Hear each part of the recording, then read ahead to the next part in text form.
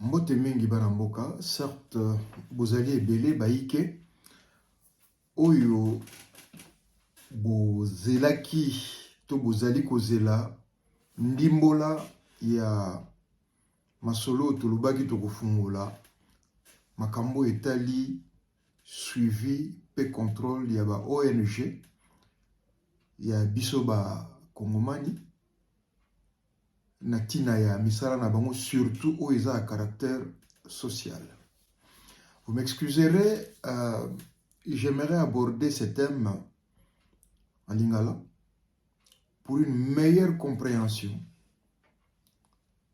et je dirais chercher une meilleure audition, si je peux utiliser le terme, à nos compatriotes, ceux qui sont dans l'humanitaire ou ceux qui ont des ONG tournées vers l'humanitaire. Et belé, tout n'a qui va le vivre, mais Papa Augustin, tu ouvres encore un nouveau chapitre qui risque d'être aussi compliqué ou qui risquerait de compliquer les bonnes initiatives entreprises par la population ou les gens de bonne foi pour aider ou pour s'entraider entre peuples. Bandeko, souffrir besoin de temps boyo kanga malamu. Penalini tout se comprendre bien. Quand on parle de ONG, dans le poto babengi yango organisation non gouvernementale. Ezali ba élément ya société civile oyo baiba na mboka bango moko bazumbela bazu initiative des fois avec leurs propres moyens pour na kuya ko participer selon les objectifs, selon les statuts. Ba misu ba ali à caractère économique, ba misu ba ali à caractère social, pe bongo na bongo ba misu même na politique pe bazali. Et na kati ya ba ONG, tokoza alwa na ba fondation, toza na ba association, tozali na ba regroupement, ezaka toza na ba collectif, eza ba genre mwa mingi, o toza na mwana. Mais soki biso tokomi na niveau ya kobeta mbela, na tina koloba ete, nous plaidons, ou nous sollicitons, d'ailleurs mbela na kotinda ngo directement na mbula matari, et un ministre de la justice, et un ministre des droits humains, et un ministre même délégué dans les Congolais des étrangers, voire ministre de l'économie et des finances, pourquoi pas intérieur, donc une bonne partie du gouvernement, bayo kanga malamu pe bazo makambo au sérieux on a koloba boy. Et belé lelo nanzela ya ba ONG bazozo ba privilège atabisiko basaleli yango to ya l'état de toute façon de part et d'autre bazozo ba privilège ba misu ya l'état ba misu ya ba population. Je vais expliquer ça. Ba misu ba kozwa ba exonération, ba misu ba kozwa ba financement, ba misu ba kozwa ba avantage kili o kaka bango ba yebi na tina ete l'esprit ya malamu ali que baya ko participer na auto bengaka recherche ya climat social équitable, apaisé, je dirais acceptable, parce que nyonso l'état ko sala yango ye mon côté. L'action est bonne bandeko. Mutako ko niya mwazate, moto moko akoki ko telemela makanisa kitoko boyazate. Mais epai nini mabe eza kokota. To bandana na bawo ya diaspora. Bakokutana na organisme songolo pakala o pezeli ba ONG, tango mosusu ba gouvernement ba pays ba sokouta avec ba projet ya kitoko. Cette fois-ci na lobeli mingi ya caractère social. Totangi sabana, bazana ba ordinateur te, bo pito na biso na bambetu te, bo pesa biso bambetu, toza na ba scanner te, bo pesa biso ba scanner, toza na kisi te, bo pesa biso ba kisi. Tout ça, c'est bon. Paix, surtout dans Mboka Mondele, et belé baeli kozwa yango. Ba association ya Mendele, ba institution ya Mendele, ba hôpitaux, makambo belé, ba industrie pharmaceutique, ba kozwa kisi, ba kozwa mbeto, ba kozwa scanner, ba kozwa ordinateur, ba kozwa ba programme, ba pesi, nalikanisi. Ete bandeko bakende ko salisa na bamboko ya bango. Toza conscient kozwa ezelo ko mosusu ko komisa yango pe pa bezo kende ezelo ko mosusu. Entre deux, c'est vrai, il y a des charges. Manutention ezali, transport ezali, de stockage ezali. Nyonso etali logistique eza ko accompagner yango ezali. Kolongola marchandise to badon bozu na Mboka Mondele pour l'objectif à konosali sabato. Il faut comme en Mboka. Et ces gens sont très forts. Bazwa même na ba numéro, ba sala na ba dossier o ba kotsa na gouvernement que tango biloko na bango ezoya baza na exonération douanière, c'est-à-dire ba kitise la kabango talo ya douane parce que ba yebi que bazo ya ko contribuer na développement ya Mboka. Bazo ya ko salisa bandeko na bango. Bandeko eloko mawa peso mo avant d'expliquer bino yango. Photo yeba ke tango boza kozwa exonération ba kitise li douane. Na fungoli parenthèse akoloba ete ba entrée ya Mboka et pas mbongo ya Mboka eutaka. Ya liboso ya li pako. Toute forme ya pako. Ezala douane, ezala ba amende, ezala bobenga yango nini ba impôt, nyonso wana yango esala ke mbongo ekotala kesi ya l'État.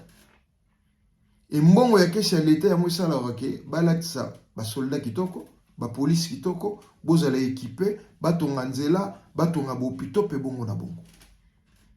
Tango yo na structure na yo ba kitise li yotalo, c'est-à-dire que ça manque à gagner na caisse ya l'État. Ya on a vu que le ministre de l'économie et de la finance ba li concerné na makambo. Manque à gagner on eza eboa kamite, c'est parce que l'État a dit que yo ko sala loko moko ya motuya. Oyo kolongola l'État motu pasi. Tango musu na kisi oyo ko pesa na talo malamu. Tango mususu na ba matériel ya hôpitaux oyo ko pesa. Tango mususu. Nesika l'État somba kisi yo ye na kisi na talo malamu ou ko soulager population. Mais ce que nous vivons c'est quoi? Nos frères et sœurs qui sont la plupart, je ne dis pas tout le monde, hein, mais ils vont s'identifier par rapport à la vidéo Oyo.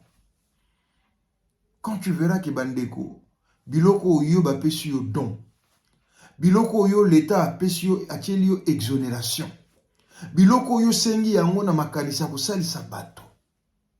Et quand ça arrive à la destination, c'est comme une marchandise. Obagosa il a bénéfice à 1000%.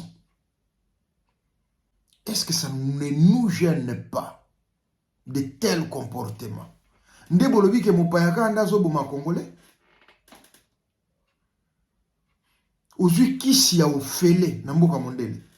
Industrie pharmaceutique et sali don. Na comptabilité za comptabiliser que to sali don ba que no sali sabat bazo be la maladie songolo.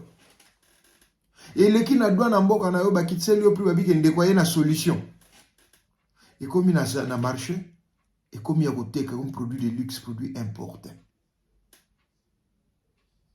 Yo uti na Mboka Mondele atoza na mayele ba pesio matériel ya hôpital.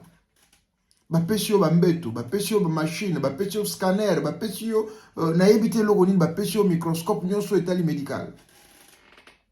Oye au fungoli centre de santé comme ko sala bon solo comme commerçant. Vraiment ngana niko tia pilipili na mungu ate. Na tomboli problème.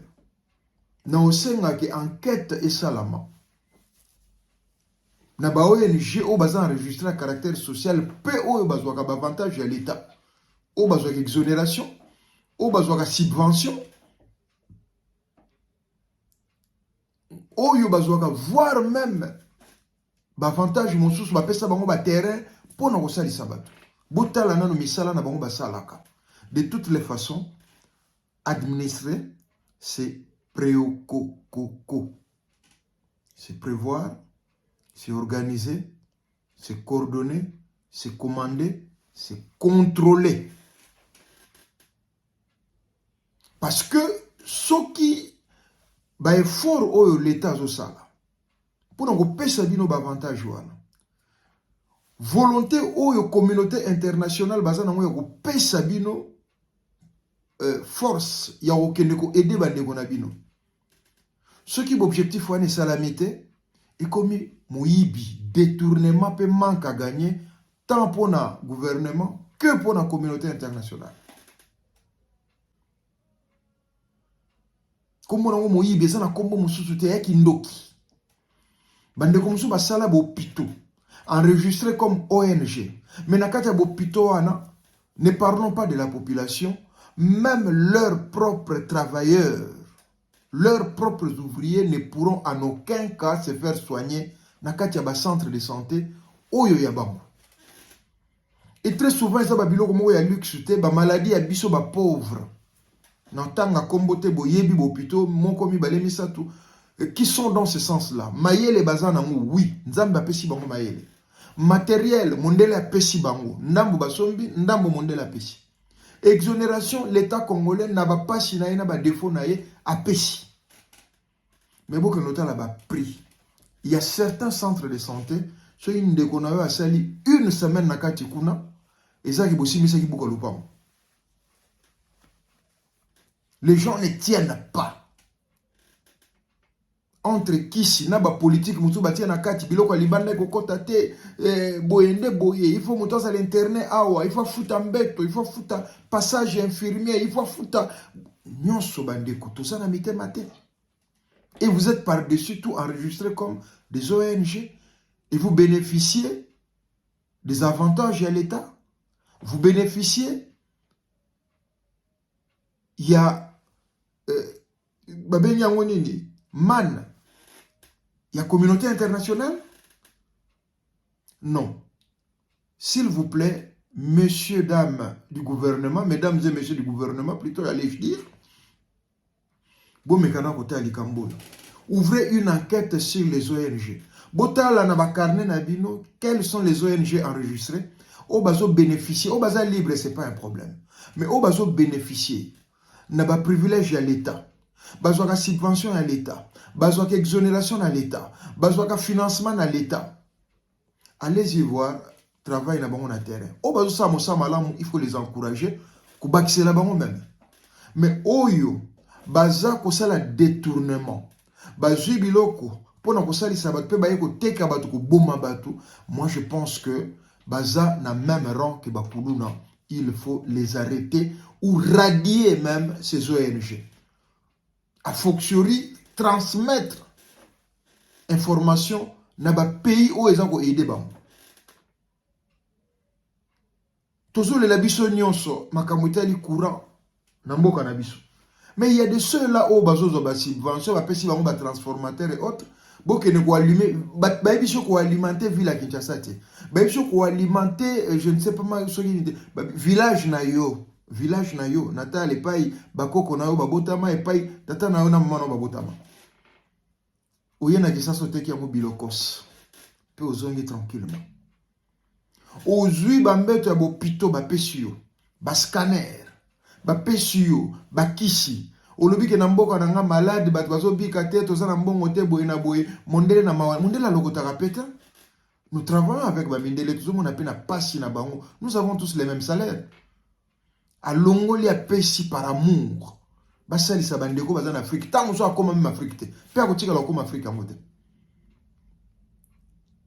Yo zui bambeto hôpitaux, ba scanner, ba nini biloko wana nyonso, o bukepe na kesi ya l'État, o lobi ke non na ye na aide, ya pour makambo etali santé boye na boye, basali lo exonération, tant so futi 10%, tant so 20%, tant so 50%. Après biloko wana o reverser yango na marché ya bilokos o teki. Ou au même temps, on peut un centre de santé, mais centre de santé, non, en réalité, tu poursuis un but lucratif. Tu le vis à l'ophélété, aux gens à travers ou foot, oui, nous comprenons. Mais ceux qui sont longo lieu ba taxe, ba longo lo makambo belé belé ba diminuer aux charges de il faut quitter ça talo sala que bande kono ba bénéficier na iloko malamu oyo yo sali. Bande ko ba bolingo na loba yu que to tika likambo te toko kende nango tina ti. Et à niveau à diaspora, nous allons répertorier tout ce que informations sont nécessaires. Il y a bao nous basons enregistré comme bao ONG, ba memaka biloko, plutôt bazwaka ba don na tina ko mema na bamboka na biso. Et nous allons demander une coopération à niveau du gouvernement, bataille la biso bananyo déjà bazana pont wana. Et il faut une brigade s'installer pour que suivi ezala de A à Z et que Mouyibi détournement qui n'occupe les salama sur le dos surtout des pauvres malheureux et katana. D'autant mieux besoin de l'autre côté, batouana ba beta na porte à l'état que bino besoin que nous avons combo et ba peuple et besoin de détourner. Voilà Tina Naloba qui était. Nous plaidons pour un suivi. Nous plaidons pour les contrôles. Il y a ONG surtout d'abord à caractère social. Nathan de Bino Botondi.